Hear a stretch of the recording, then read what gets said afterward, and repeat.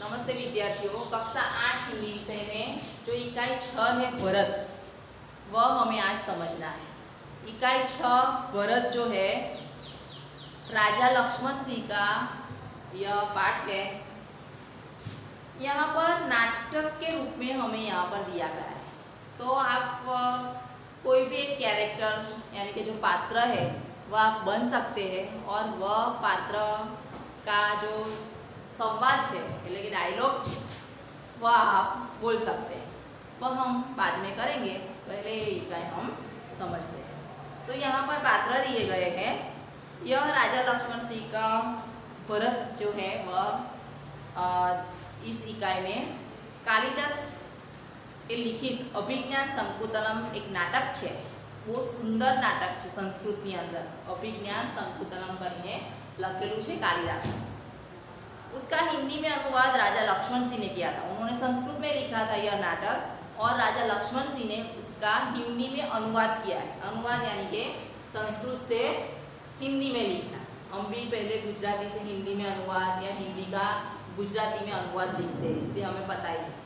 तो यहाँ पर कालिदास का जो संस्कृत में जो यहाँ पर एक नाटक है अभिज्ञान शाकुंतलम, वो यहाँ पर हमें हिंदी में राजा लक्ष्मण सिंह ने उसका अनुवाद किया है। प्रस्तुत पाठ उसी नाटक का एक अंश है। आखू आ नाटक नहीं, खाली नाटकનો एक भाग અહીંયા લેવામાં આવ્યો છે। खाली पूરું नाटक અહીંયા આપેલું નથી। जो यह इकाई हमें दी गई है वह केवल इस नाटक का एक भाग है, एक अंश है।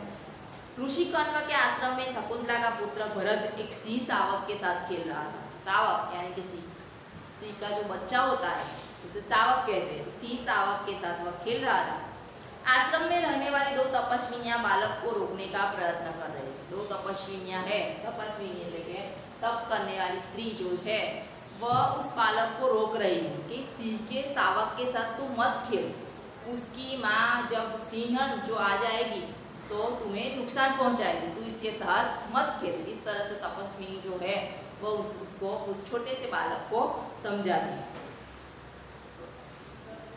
आश्रम में रहने वाली दो तपस्विनियां बालक को रोकने का प्रयत्न कर रही है। राजा दुष्यंत छुपकर इस मनोहर दृश्य का आनंद ले रहे हैं। आपको अपनी जो किताब है उसमें ध्यान देना है, आपको वो समझना है।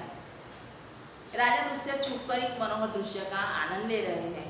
बालक के प्रति सहज आकर्षण से वे रोमांचित है। उन्हें बहुत ही आकर्षण हो रहा है। जो बच्चा खेल रहा है उससे उनको देखकर उसकी तरफ उनका प्रेम दिखाई दे रहा है। उनसे रहा नहीं गया और वे बालक के पास पहुंच जाते। उसके रहा नहीं जाता। इतना सुंदर वह बच्चा है, इतना अच्छी तरह से वह खेल रहा है, उसमें इतनी सहजता भरी हुई है कि वह एक सिंह शावक के साथ खेल रहा है।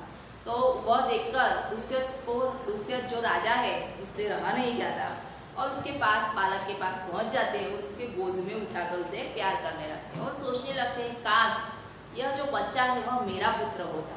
इतना अच्छा बच्चा जो इतना साहस है उसमें, वह मेरा बच्चा होता काश।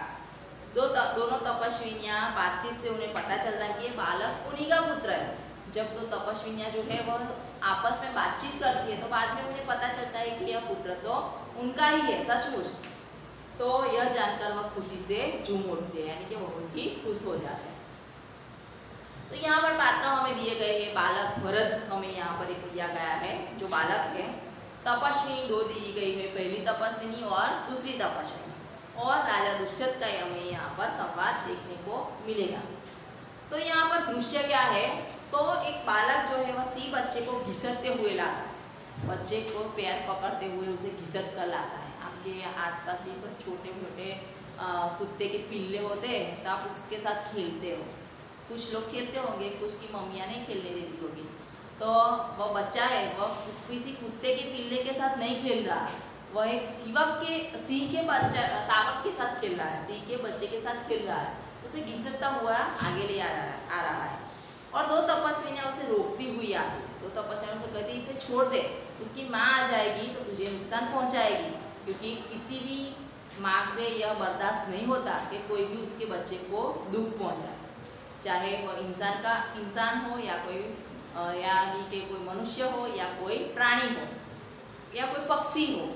जब वह देखता है कि कोई उसके बच्चे को नुकसान पहुंचाने जा रहा है तो उसकी माता जो है वह उसे उस बच्चे को नुकसान नहीं पहुंचाने देती।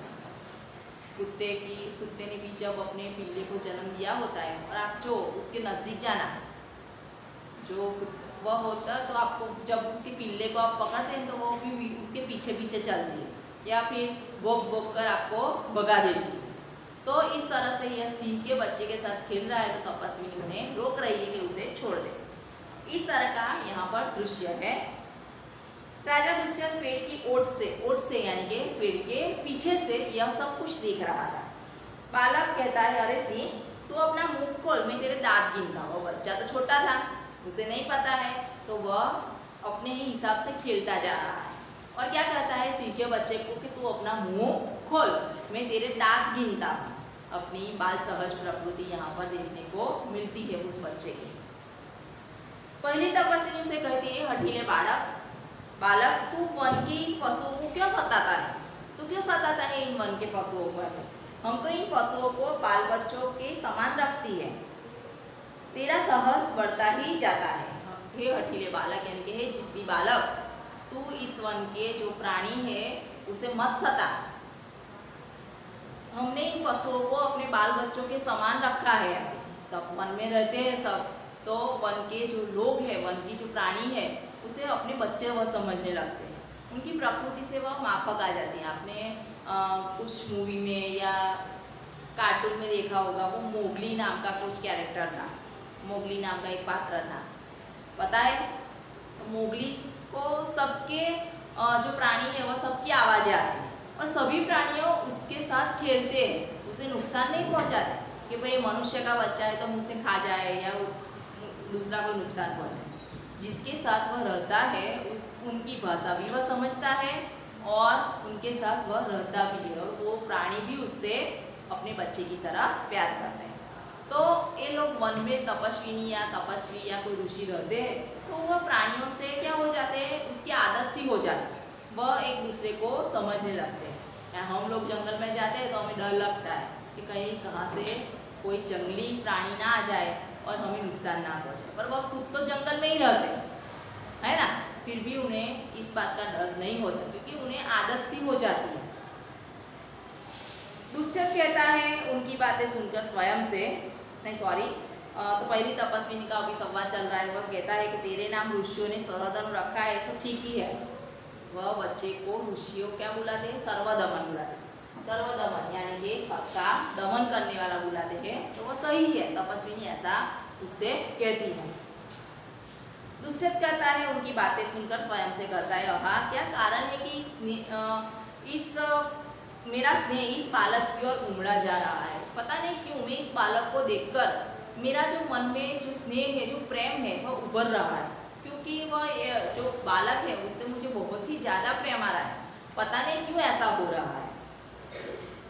दूसरी तपस्वी ऐसा कहते हैं, जो तू इस बच्चे को छोड़ न देगा तो सिंही तुझ पर दौड़ेगी, यानी कि सिंही तुम्हें नुकसान पहुंचाएगी। बालक मुस्कुराकर कहता है, ठीक है सिंही का मुझे ऐसा ही डर है।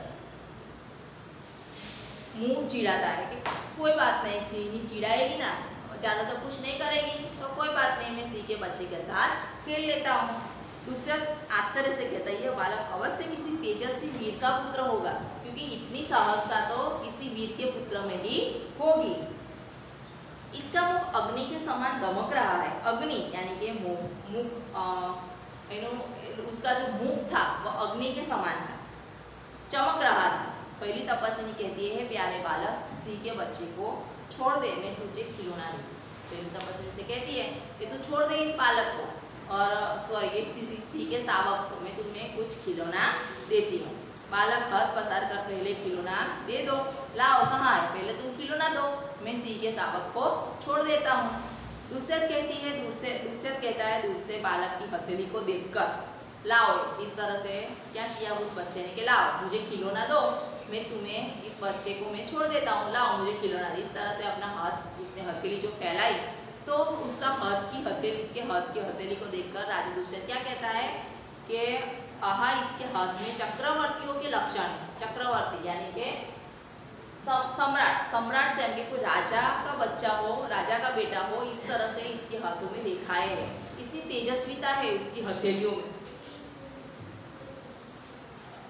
उंगलियों पर कैसा अद्भुत जाल है और हथेली की शोभा प्रातः कमल को भी लज्जित कर रही है। उसकी हथेली इतनी सुंदर है कि कमल को भी लज्जित कर रही है, कमल भी शर्मा जाए, इतनी कोमल उसकी हथेलियां है।